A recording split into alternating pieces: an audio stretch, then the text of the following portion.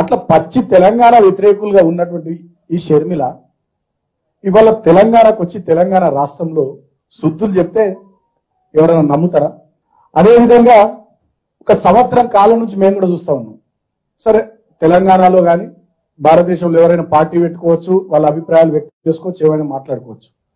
కానీ మాట్లాడే భాష సంస్కారహీనంగా మాట్లాడకుండా పద్ధతిగా మాట్లాడితే ఎవరైనా ఏమనరు. ఎమ్మెల్యేలను పట్టుకొని, ముఖ్యమంత్రి గారిని పట్టుకొని, మంత్రులను పట్టుకొని అడ్డగోలుగా షర్మిల మాట్లాడుతున్నది. కొంతమంది షర్మిలకు సంబంధించి ఆడబిడ్డ అట్లంటారా ఇట్లంటారా? షర్మిల మాట్లాడే భాష ఆడపిల్లలు మాట్లాడే భాషనా?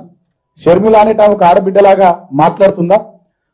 నిన్న కోర్టు దగ్గర ఆమె మాట్లాడిన మాటలు కానీ, ఎస్ఆర్ నగర్ పోలీస్ స్టేషన్ దగ్గర ఆమె మాట్లాడినటువంటి మాటలు కానీ, అదేవిధంగా మొన్న నర్సంపేటలో ఆమె మాట్లాడిన మాటలు, చెన్నూరుకు వచ్చి నా మీద ఆమె మాట్లాడినటువంటి మాటలు, నర్సంపేటలో ఏమన్నది మా ఎమ్మెల్యేని పట్టుకొని నీకు మగతనం ఉందా అని మాట్లాడుతుంది. ఒక ఆడపిల్ల మాట్లాడే మాట నాది. అదేవిధంగా నా దగ్గరకు వచ్చి చెన్నూరులో అడ్డగోలుగా నా మీద 3 రోజులు మాట్లాడింది. మా కార్యకర్తలను తంతమని చెప్పి రెడీ అయితే మా యూత్ అంతా నేను ఆపలేక తలబట్టుకున్నా. ప్రామిస్ చెప్తున్నా, ఆపలేక 3 రోజులు నేను చాలా ఇబ్బందులు పడ్డా. అట్లా చాలా మంది ఎమ్మెల్యేలు కూడా మా కార్యకర్తలను ఆపుకొని ఎక్కడ కూడా ఏం జరగకుండా ఓపిక పట్టినాం. మాకు కూడా ఓపికకు సహనానికి హద్దు ఉంటాయిగా.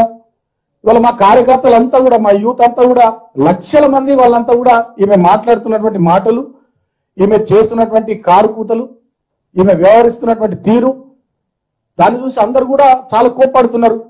ఆ క్రమంలో నర్సంపేటలో జరిగినటువంటి సంఘటన. ఇవాళ ఇంకో విషయం కూడా నేను చెప్తా ఉన్నా, వీళ్ళంటే చాలా కోపం తెలంగాణ సమాజంలో ఉంది, తెలంగాణ జనాల్లో ఉంది. కారణం నంద్యాల బహిరంగ సభలో ఆనాడు రాజశేఖర రెడ్డి మాట్లాడినటువంటి తీరు.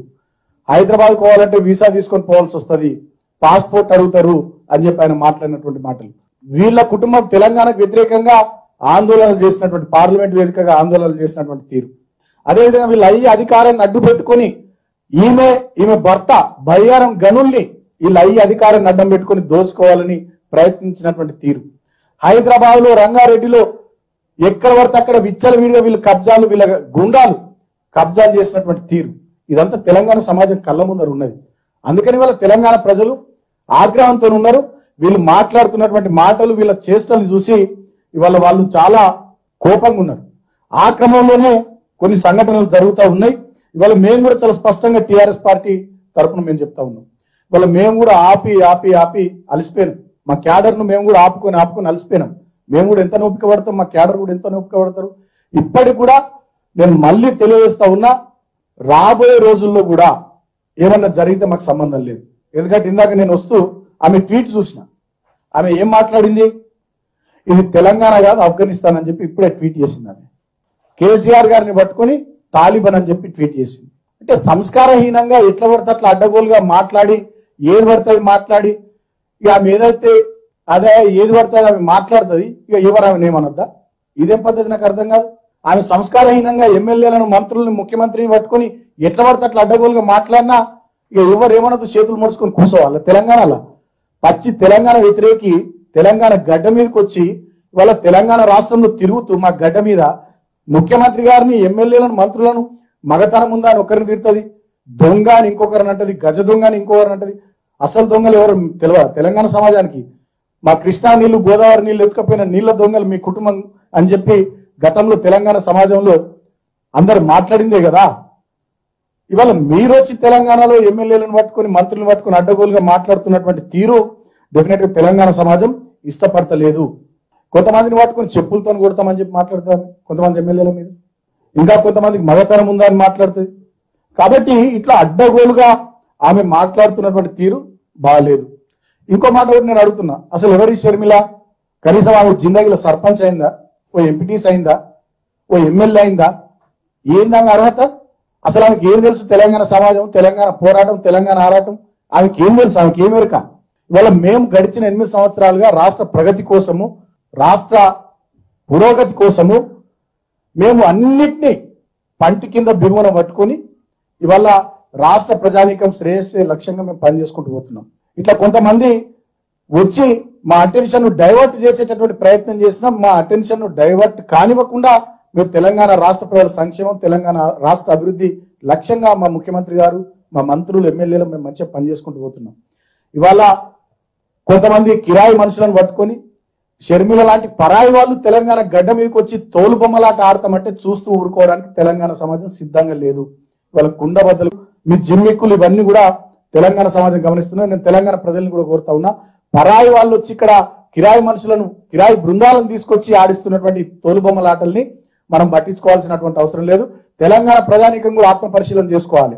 వీళ్ళెవరు, వీళ్ళు ఎన్నుకున్నది ఎవరు, వీళ్ళు వాళ్ళు వచ్చి ఇక్కడ ఎందుకు డ్రామాలు చేస్తా ఉన్నారో తెలంగాణ ప్రజలు కూడా ఆత్మ పరిశీలన చేసుకోవాలని చెప్పి ఈ సందర్భంగా నేను విజ్ఞప్తి చేస్తా ఉన్నా. ఇకపోతే ఈ పాదయాత్ర ఇంత అద్భుతంగా జరుగుతుంది కాబట్టి ఈ పాదయాత్రని ఎలాగైనా అడ్డుకోవాలి అని వాళ్ళు ఇదివరకే డిసైడ్ అయ్యారు. అడ్డుకునే ప్రయత్నంలోనే అరెస్టులు చేశారు. ఇక మేము అన్ని అధిగమించి రేపటి నుంచి పాదయాత్ర చేస్తామని చెప్తే నిన్నటి నుంచి మీరు అందరూ చూస్తున్నారు, టీఆర్ఎస్ పార్టీ నాయకులు ఒక్కొక్కరు వచ్చి ప్రెస్ మీట్లు పెట్టి ఏ రకంగా బెదిరిస్తున్నారో, మళ్ళీ పాదయాత్రకు మీరు ఎలా వెళ్తారు అన్న విధంగా, మీరు కాలు అడుగు పెట్టండి బయట పెట్టండి చూస్తామన్న విధంగా మాట్లాడుతున్నారు.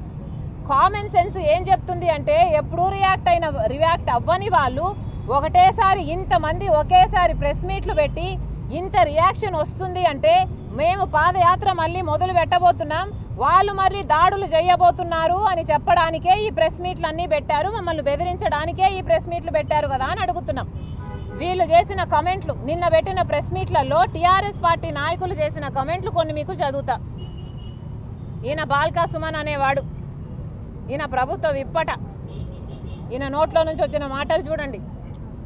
నల్లిని నలిపేసినట్టు నలిపేస్తాం, తలుచుకుంటే లోటస్ పాండ్ దాటనివ్వం, షర్మిలకు ఏమైనా జరిగితే మాది బాధ్యత కాదు, రేపటి రోజు ఏమైనా జరగవచ్చు. ఇంకా సునీత ఆట ఆలేరు ఎమ్మెల్యే, ఇక కవిత ఆట ఈమె ఎంపీ. ఇప్పటి వరకు నీ పాదయాత్రను సహించాం, ఇక సహించేది లేదు, నీ ఆటలు సాగవు, ఏమైనా జరిగితే మా పార్టీకి సంబంధం లేదు, మాకు బలి తీసుకోవడం తెలుసు, మా క్యాడర్ను మీరు ఆపలేరు, మీ ఇష్టం. అసలు షర్మిలకు తెలంగాణ ప్రజల కష్టాలు తెలుసా? నాకు కదా తెలిసింది తెలంగాణ ప్రజల కష్టాలు, పాదయాత్ర చేసింది మేము కదా. మీరు కనీసం ఒక అడుగు బయట పెట్టిండ్రా? కనీసం మీ నియోజకవర్గాల్లో ఒక గ్రామానికైనా పోయి అక్కడ రోడ్లు ఎలా ఉన్నాయైనా చూసారా? కనీసం మంచినీళ్ళు వస్తున్నాయో లేదా చూసారా? డబ్బులు సంపాదించుకోవడం తప్ప మీరు చేసింది ఏమిటి అని టీఆర్ఎస్ పార్టీ నాయకులను అడుగుతున్నాం. వీళ్ళ మాట్లాడేది నేనేమి చేశాను అని. మీరేం చేశారు? ఎన్ని వాగ్దానాలు ఇచ్చారు? డబుల్ బెడ్రూమ్ ఇల్లు ఇచ్చిండ్రా? ఎంతమంది పేదవాళ్ళు ఉన్నారు? కనీసం మంచినీటికి కూడా దిక్కు లేకుండా ఉన్నారే. స్కూళ్ళల్లో మీరు బిడ్డలకు ఏ ఫుడ్ పెడుతున్నారో చూస్తున్నారు కదా జనాలు. కనీసం చిన్న బిడ్డలు కూడా మీరు ఫుడ్ సరిగ్గా పెట్టలేకపోతే మీకు ఎందుకున్నట్టు అధికారం? డబ్బులు సంపాదించుకోవడానికి కాకపోతే దేనికి వాడుకున్నారు టీఆర్ఎస్ పార్టీ నాయకుల అధికారాన్ని? ఈరోజు వీళ్ళు ఈ మాటలు మాట్లాడుతున్నది. ఇక పైగా నేను రెచ్చగొట్టే మాటలు మాట్లాడుతున్నానట, నేను బూతులు తిట్టానట. మళ్ళీ అడుగుతున్నాం, రెచ్చగొట్టడం అంటే ఏమిటి? మీ అవినీతిని ప్రశ్నిస్తే అది రెచ్చగొట్టడం అవుతుందా? మీరు డబ్బులు సంపాదించుకున్నారు కదా, మీరు భూ కబ్జాలు చేశారు కదా అని మేము మాట్లాడితే అది రెచ్చగొట్టడం అవుతుందా? అది పర్సనల్గా మాట్లాడినట్టు అవుతుందా? ఎలా అవుతుంది అని అడుగుతున్నాం. అసలు ఏమీ లేని వాళ్ళు 100 కోట్లు ఎలా సంపాదించుకున్నారో, మీరు నిజంగానే అవినీతి చేయకపోతే ఎలా సంపాదించుకున్నారో మీరు ప్రజలకు చెప్తే ప్రజలు కూడా సంపాదించుకుంటారు కదా. ప్రజలు కూడా సంపాదించుకుంటే మీ నియోజకవర్గాలలో వాళ్ళు బాగుపడితే మీకే మంచి పేరు వస్తుంది కదా. పోనీ అదైనా చేస్తున్నారా మీరు? ఎలా డబ్బులు సంపాదించారో అనేది చెప్తున్నారా మీరు? చెప్పే దమ్ము లేదు, కనీసం ఇచ్చిన వాగ్దానాలు నిలబెట్టుకునే దమ్ము లేదు.